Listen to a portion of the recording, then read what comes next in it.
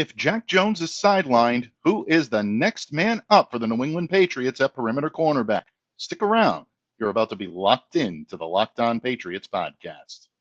You are Locked On Patriots, your daily New England Patriots podcast.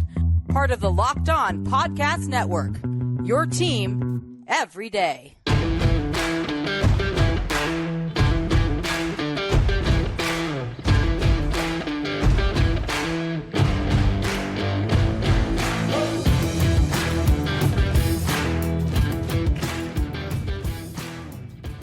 Hello to all of you Foxborough faithful. Thank you once again for making Locked On Patriots a daily part of your New England Patriots coverage and also your first listen every day. Don't forget, we are a proud part of the Locked On Podcast Network, your team every day. Subscribe or follow for free on YouTube or wherever you get your podcasts to ensure that you get the latest episode as soon as it's available. I am your host, Mike DeBate, and I cover your New England Patriots for Patriots Country of Sports Illustrated. So please reach out to me. Let me know what's on your mind on Twitter at MDABATENFL. And while you're out there showing some love to the Twitterverse, please be sure to follow the Locked On Patriots account as well at LO_Patriots. As always, a tip of the cap, a special shout out to all of you everydayers out there, all of you Locked On loyalists that continue to make Locked On Patriots possible. My unending gratitude, my humbled appreciation. I'm honored by your support each and every day. And today here on the pod, folks, it's time to bless the reins. And as we welcome back the host emeritus here on Locked On Patriots, my good friend and mentor, Mark Schofield of SB Nation. And being the quarterback whisperer that Mark is, he's going to enlighten us on his thoughts surrounding Mac Jones, Bailey Zappe, Trace McSorley, and Malik Cunningham. We're covering all the quarterbacks today, so definitely be sure to stick around. You're going to love what Mark has to say. And Mark is also going to pull upon his previous experience as an attorney, and he's going to give us the latest legalese on the Jack Jones situation. Tons to come here today, so stay locked in, all of you faithful out there. Great show on tap for you this afternoon. But first, as Jack Jones's legal woes continue to take center stage here in Foxborough, New England Patriots and Coach Bill Belichick, they face a difficult decision regarding Jack's future on an NFL football field. Now, as you all know, Jones was arraigned on Tuesday morning in East Boston District Court. Stemmed from his arrest at Logan Airport on Friday evening, he was detained, then taken into custody for attempting to board an aircraft with 2 loaded firearms. As a result, Jack Jones is facing a litany of charges. He was arraigned on those charges yesterday, pleaded not guilty, released on $30,000 worth of bail, and Jones now could be subject to significant prison time if he's convicted. So his legal issues are going to understandably be his top priority. No one is arguing that. But his uncertain playing future does present a little bit of a problem for the New England Patriots. There's a degree of uncertainty in their defensive backfield right now if for any reason Jack is not able to fulfill his duties. If the team decides to part ways with their talented second-year cornerback, or if the league steps in and prevents him from seeing the field. But how will the Patriots fill that significant void in their defensive backfield? Because let's face it, in only one season, Jack Jones really built up quite a reputation and really had a lot of people excited to watch him on the field this year. I'll be honest, I was one of them. Loved watching him during OTAs, loved watching him during minicamp, always played with a really high motor. I've written about it several times. I've called his style of play high octane, and I think that's the best way to describe it. Jack truly is a player that seeks the football and goes after it. 13 games last year, 454 defensive snaps taken, 30 tackles, 6 passes defended, 1 forced fumble, 1 recovery, 2 interceptions, including 1 for the touchdown return. And that touchdown return came in his first career start in the Patriots' Week 4 matchup against the Green Bay Packers. In the first half, that was also the game where Jack Jones had his forced fumble and his recovered fumble, nabbed the pick 6 off of former Packers quarterback and now New York Jets quarterback Aaron Rodgers. And despite New England having dropped that game in overtime 27-24, Jones walked away from it the start of the day. He was only the 4th player in NFL history to return an interception thrown by Rodgers for a touchdown, joining Tenard Jackson, William Jackson III, and Jamel Dean. Pretty elite company, not an easy guy to replace. But with Jones' standing still in question, the Patriots do have to answer it. And here is a look at New England's top three options at outside corner heading into 2023, in my humble opinion. And we'll start with the rookie, the guy with all the eyes on him and maybe just a little bit more pressure, Christian Gonzalez. I think Christian has the chance to become the Patriots' most versatile yet most athletic performer at this position since Stephon Gilmore manned the position a few years ago.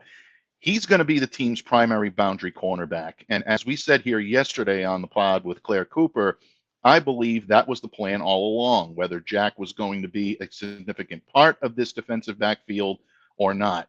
You come in the door at the number 17 pick overall in the first round, you're going to be expected to contribute from day one. I don't think this has changed Christian's outlook, and I don't think it has changed the Patriots' plans for him. Maybe it puts a little more pressure on him from a media standpoint, from a fan standpoint, because now he's going to have to really step up and deliver right from day one.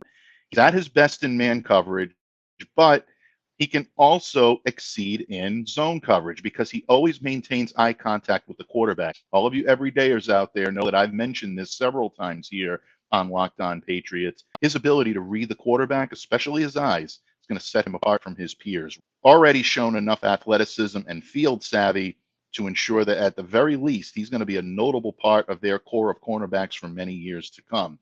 Whether he's a starter on day one, I think is determined in training camp. But again, in my humble opinion, I think he's ready to go right off the bat day one. So if Christian Gonzalez is going to be your alpha corner this year, who becomes the other guy on the other side of the perimeter? Well, next up, in my opinion, is Jonathan Jones. And we all know that he's one of the most versatile defensive backs that the Patriots employ in their stable. First 5 seasons in the NFL, he was among the top, if not the top slot corner in all of professional football. But after J.C. Jackson left via free agency and signed with the Chargers, Jones made the switch to perimeter, and he compiled 69 total tackles, 11 passes defended, 4 interceptions, one of which he took back for a touchdown, and 3 forced fumbles in 16 games last year. For those of you wondering whether or not he can handle the coverage, Jones held his own last year in 2022. He surrendered 47 catches on 87 targets for 547 yards and 6 touchdowns. But he was the Patriots' most reliable contributor last year throughout the entire season. And I think that spills over again into this year. He's got the leadership. He's got the veteran savvy. Learned from some of the greats here in New England, whether it be Gilmore, whether it be McCourty. Spent a lot of time absorbing the wisdom and counsel of the Patriots veterans. So if there's a guy that can come in and take a little bit of the pressure off of Christian Gonzalez and play a solid perimeter, Jonathan Jones is the guy. If you need someone to try to spell Jack Jones, he's not going to necessarily give you that ball blocking ability, but John will hold his own quite nicely. And the Patriots secondary will still be a formidable force on this team.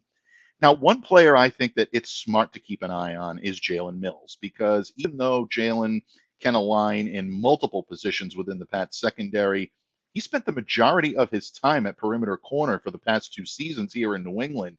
78 total tackles, 12 passes defended, 2 interceptions, and 1 fumble recovery so far in New England. And in 2022, he was a pretty serviceable option as a starter on the right side of the Patriots defensive backfield. That's when he was on the field, though, folks. A hamstring injury did sideline him for a game last season, and then a groin injury forced him to miss the final 6 games of the 2022 campaign. But even though he still logged 31 tackles, broke up 5 passes, and he intercepted 2 of them. When quarterbacks decided to test Jalen Mills, they completed only 27 of 45 for 333 yards when targeting him. So in that regard, it wouldn't surprise me to see him now step up and maybe play some perimeter corner if Jack Jones is not available. We all know that throughout OTAs, throughout minicamp, we saw Jalen play a lot more free safety than we have in years past.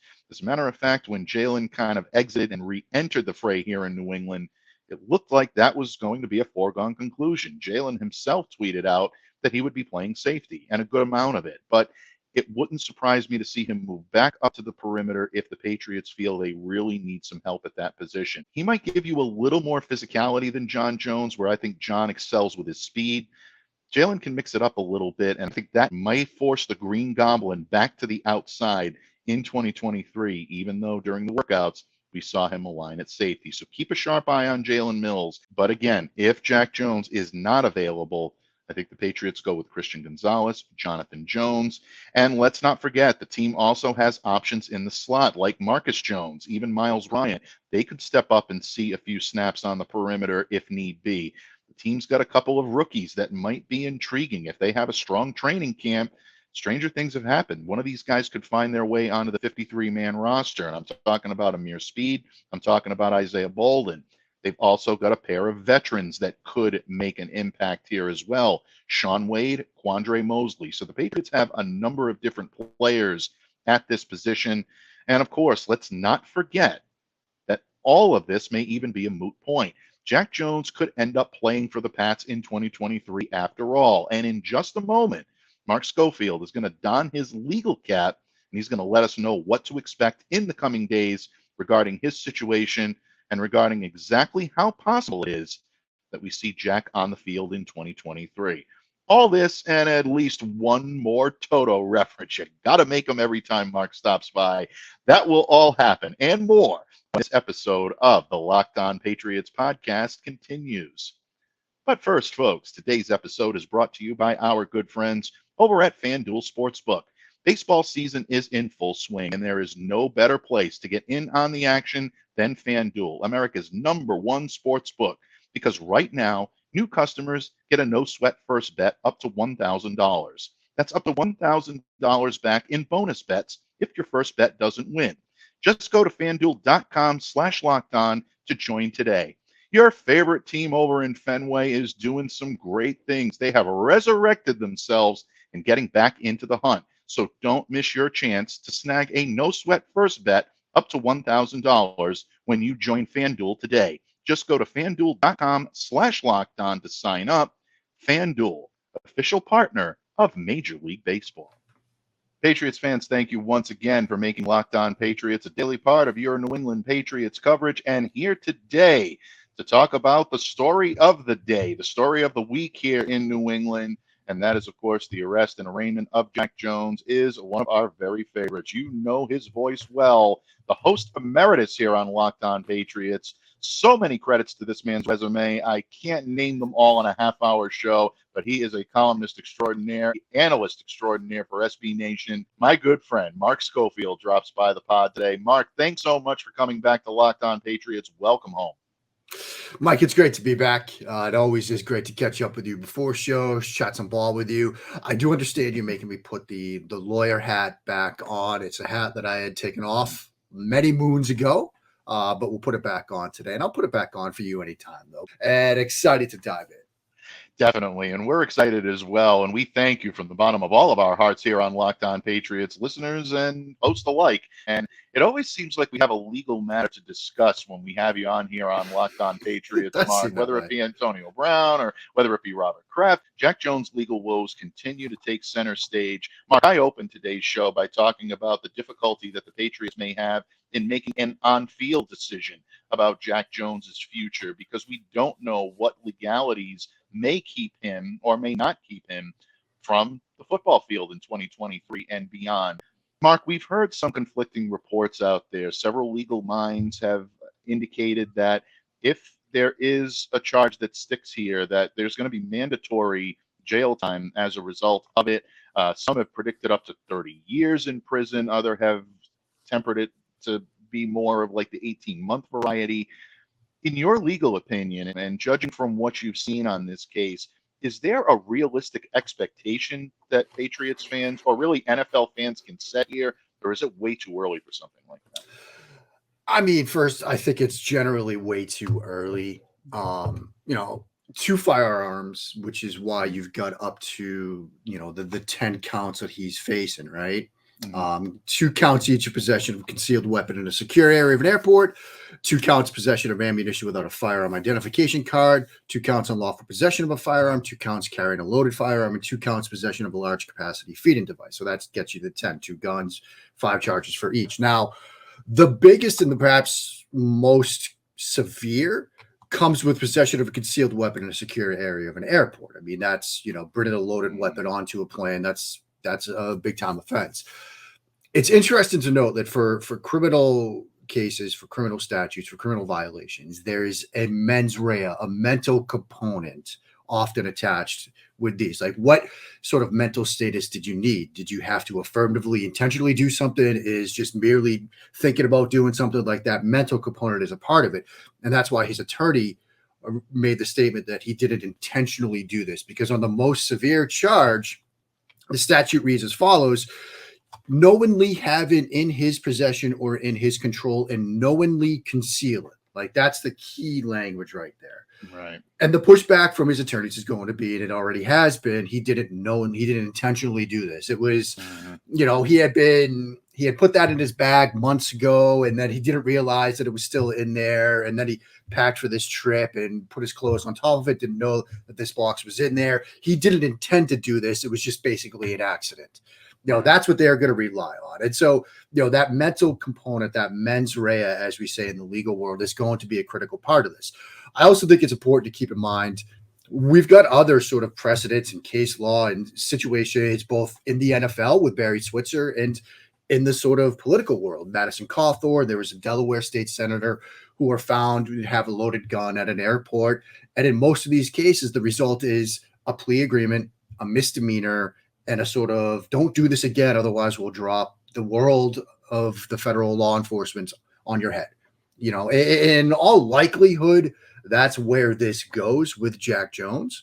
And so from a sort of legal perspective, I think we could sort of A, understand that it's pretty early, B, tamp things down a little bit, because most cases end up with some sort of pretrial resolution. One of the first things my law school advisor taught me, like day one, week one of law school, was if a case goes to trial, one or both of the lawyers screwed up. Like, the system is sort of built to put in sort of, an impetus to resolve things pretrial. And in my personal practice before I was doing this, when I was a lawyer for 10 years, I was primarily on the civil side, but even the smaller criminal matters that I would sometimes handle, you resolve stuff pre-trial, because going to trial, civil side, criminal side, carries an element of risk. Better to get something, and if it's not everything you want, and know you're going to get something out of it, than going to trial and rolling the dice, whether it's a criminal case, a civil case, or something like that. So this likely resolves before this goes to trial with some sort of plea agreement, misdemeanor, community service, big fines, things like that. Maybe even a forfeiture of one of the weapons or both of the weapons. Like, there's things that can be done. I think the bigger question for people listening to the show and for Jack Jones is, what about his Patriots future? Because look, he had the suspension last year when he was injured. He had some previous suspensions when he was in college, some previous sort of disciplinary matters when he was in college. His legal concerns, as a citizen, is one thing, but his Patriots future is something different. And, he may end up with a plea agreement and a misdemeanor, but the Patriots might decide, what? Is it worth it? We've already had now a team suspension, and now this incident. This is year 2, and we're already got 2 strikes against you in a sense. Do we really sort of want to keep going down this road? And so ultimately, long answer short, the legal matter that he's facing, kind of too early, but in all likelihood, it gets resolved with some sort of plea agreement. But his Patriots future might be the bigger concern, and I think that is even more in doubt.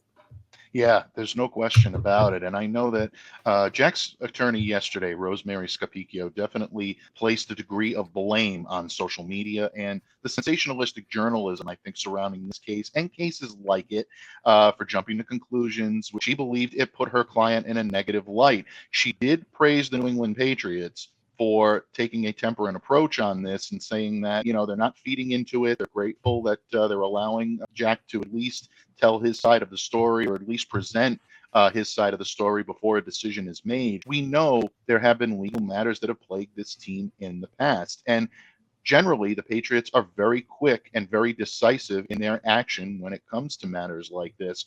Taking off on what you just said, based on your legal knowledge of the situation and based on what we know of the history of the New England Patriots when it comes to legal matters like this, can you envision a scenario where he's allowed to take the field in 2023? I mean, if an agreement is reached, if some sort of agreement to a misdemeanor charge or something like that is reached, I think he could certainly see the field. I think it would be a situation where if I'm his attorney, and I think she has done a good job by her client already. Like you said, one, the statements that she made that I referenced about intentional. He didn't intentionally do this. I think was a nod to where her defense is going to go. And number two, the discussion about the rush to judgment on social media, that's a nod to a potential jury nullification kind of situation. So she set that up well already. I think she's probably going to work to get a rather quick resolution on this to sort of clear up that side of it. And so make it easier for him to return to training camp, to return to the field. If it's still an ongoing legal matter, I'm not quite sure how it works under the CBA. If the commissioner's exempt list, would the commissioner step in? Would the Patriots decide that we're not going to let him practice while this is still? I don't think so, because he's entitled to his day in court, innocent until proven guilty and all of that. And so I think he could return to the field, either from his perspective, in a best case scenario, having reached some sort of agreement on this, pled to a misdemeanor, fines, forfeiture, community service, something like that. Or it's a situation where it's still an ongoing legal matter and he's entitled to his day in court. And until that happens, he can return to the field. I would be surprised if somebody steps in prior to the legal matter being resolved and saying, look, we're not going to let him play. Now, I've been surprised before. I've been wrong before about legal matters. I'll be wrong again about legal matters. But that's just sort of my off-the-cuff response. No, I think that's definite a possibility, and I think that's great analysis, Mark, and I appreciate it, and I know all of our listeners appreciate it as well. And it is a very slippery slope, folks, and I think it's very important, and I preached this yesterday here on Locked On Patriots and again today, that not all the information is known yet, folks, where a lot of this is speculative, including legal experts and things of that you're going to hear over the course of the next couple of weeks. Give all the information a chance to come out to light, or at least as much of it as possible, before informed opinions or start being shared out there. That being said, the New England Patriots, Mark, absolutely have to field a competent team, especially on defense, especially at the cornerback position in 2023, with a lot of the high-octane offenses that are going to be on this schedule. If playing devil's advocate for a moment, Jack Jones is not a member of this team in 2023, or he does face some time away from the field as a result of this. When you look at this cornerback group, how much pressure do you think this places on guys like Christian Gonzalez as a rookie coming in to perform well at a high level from the outset? Or does this place more pressure on the depth options or the secondary options like a Jonathan Jones or maybe even a Jalen Mills switching back to outside corner, guys like Sean Wade? How much pressure does this put on the cornerback room now to rise to the level they need to if they're going to be without one of their more dynamic talents? I mean, I think it's a situation where it places more stress on the depth. And part of that answer is because of my confidence in Christian Gonzalez. I mean, this was my favorite corner in the class, somebody that I absolutely loved studying, somebody that I thought was he was built in a lab to play corner for Bill Belichick. And, when he sort of slid on draft night and when the Patriots traded out of 14, I probably experienced a couple of moments that gave my cardiologist something to worry about because my heart was slowly starting to break. So I think that Christian Gonzalez, I'm supremely confident that Gonzalez is going to be able to step in and be the corner that I think he can be, that many thought he was coming out of Oregon, and why the Patriots drafted him in the corner that the Patriots think he can be. I think it stresses the depth, because we're going to get injuries. We're going to get situations that come up. You're going to get, sometimes you might just have to switch some guys in and out. Mm-hmm. I think that's the main stress, is the depth behind this starting corner group. Now, the Patriots are going to want to mix and match a little bit. They're going to want to move people around a little bit. There might have been some weeks going forward where they thought that Jack Jones might have played a bigger role, where they might have wanted him to do a little bit more. And if he's not available to them, that might reduce what they can do. That might reduce some of the matchups they wanted to play, some of the schemes they wanted to play, the coverages that they want to play. And so I think around the edges, there might be a problem. But ultimately, I think this is, in my mind, a depth issue. Because, again, Gonzalez, I have all the faith in the world in him. Marcus Jones, Jonathan Jones, they're going to move them around a little bit. I've seen on social media, on Patriots Twitter, some rumblings about, does this mean more Miles Bryant? I understand the sort of concern there. And again, that could be a situation where if Jack Jones is not available, and that means more snaps for Miles Bryant, I can understand why Patriots Twitter has been grumbling a little bit the past 24, 48 hours because, we've seen some inconsistencies there. And, you might see, well, if you've got Phillips, if you've got Duggar, if you've got Peppers all sort of on the field at safeties, does that open up an opportunity for Mills to play some more boundary corner? Maybe that's the way they sort of get around it. But I think it's really more of a depth issue than a top flight issue. But it does put, again, playing corner is hard. Playing corner as a rookie in the NFL is hard. I think Gonzalez is up to it. But I'm saying this on June 21st, not September 21st. We have yet to see what that looks like in an NFL regular season. Yeah, correct. I really agree with you in every aspect of that. Talked a little bit about this yesterday with Claire Cooper, who was my guest, and we talked about we love the inherent pressure. Absolutely, we do love Claire. She is the Countess of Clads. In that regard, there is a situation where the Patriots. We talked a little bit about how there is an inherent pressure on a number one pick, no matter what, to come in and to perform at a high level right from the outset.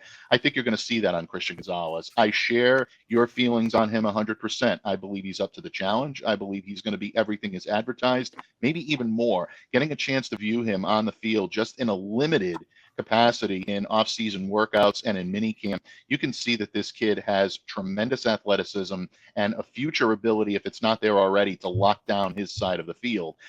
Where the Patriots may miss Jack, and I talked about this to open the show today, is his ability to be a ball hawk. That, I think, is where Patriots fans are a little worried that they might be missing something at the cornerback position. So it will be interesting to see, folks. Again, we caution you to keep an open mind on the subject until all matters have been at least presented to make an open-minded decision, and we'll continue to monitor that right here on Locked On Patriots. But Mark, we are eternally grateful for your legal insight, something I am not qualified to provide, and I know our listeners appreciated that very much. But you also offer a lot of expertise and a lot of knowledge on another subject, my friend. You offer pretty much on any subject when it comes to the football field, but we don't call you the quarterback whisperer here on Locked On Patriots for no reason. We're going to talk a little bit more levity in our next segment, or maybe not, depending on how the conversation goes.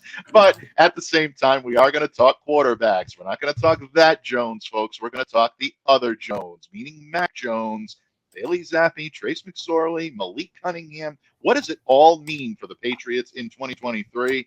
Mark Schofield is going to let us know in just a moment when this episode of the Locked On Patriots podcast continues. Patriots fans, thank you once again for making Locked On Patriots a daily part of your New England Patriots coverage. We are your team every day, and because of that, your questions are very important to us. Audio problems prevented us from being able to air the Mailbag Monday episode with our good friend, the kind of Murphy Fisto himself, Thomas Murphy. I am proud to tell you that tomorrow we will be airing that episode.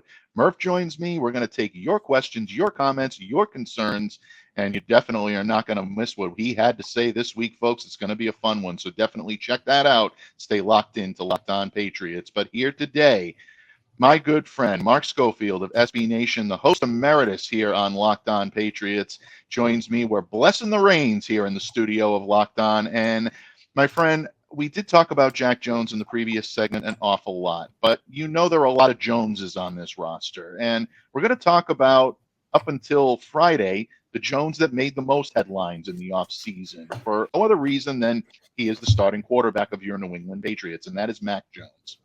So much has been made about his pairing with Bill O'Brien this year that we're going to see a rejuvenated Mac Jones. We're going to see the Mac Jones of old, of 2021. We've seen him on the field a little bit. Mac does look more comfortable. He looks more confident. He's getting a little bit more responsibility down near the line of scrimmage, which is something that we haven't seen in these last two seasons. But you and I both know that until we start to see Mac take these reps in more competitive drills, in preseason games, and maybe even into the regular season, we're not going to know truly the O'Brien effect on Mac Jones this year. As the quarterback whisperer, as the guru himself, when you look at Mac and you look at what we've seen so far and what we need to see from him, what are you looking for in Mac Jones this year to tell you he's turned the corner, now he's ready to show the world what he can do? Yeah, and I think it sort of stems in a way, Mike, from something you mentioned there, which is the responsibility at the line of scrimmage. Because when you have that freedom and responsibility at the line of scrimmage, you kind of lock in a little bit more as a quarterback.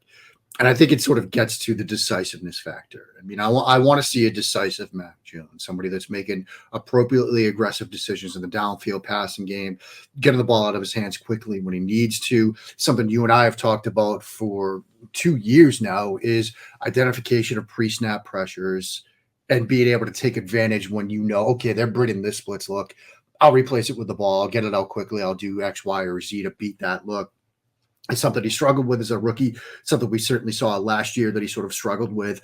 And when you have that freedom at the line of scrimmage, when you have those responsibilities at the line of scrimmage, it puts more on you mentally, yes, but it sort of helps you identify, figure those things out as a quarterback, and then make the right decisions quicker. If you're not in the mind frame of, oh, well, line's going to take care of that, center's going to take care of that, I can do this, I can look elsewhere. When that comes, the line might be ready for it to do the right thing, but you're not ready. And it sort of messes your decision-making window. It messes your thought process. And so when you sort of get locked into that, hey, there's a nice little segue there. When you sort of get locked into that at the line of scrimmage, it makes you a better quarterback after the snap. And so I think that's critical. And something that, I think we are going to see a lot of, and something that I think is important. We're hearing a lot about Mike Gesicki. Our good dear friend Evan Lazar has talked a lot about how you're seeing a lot of, Hunter Henry, Mike Gesicki on the field at the same time. I do think that 12 is going to be their preferred personnel package this year.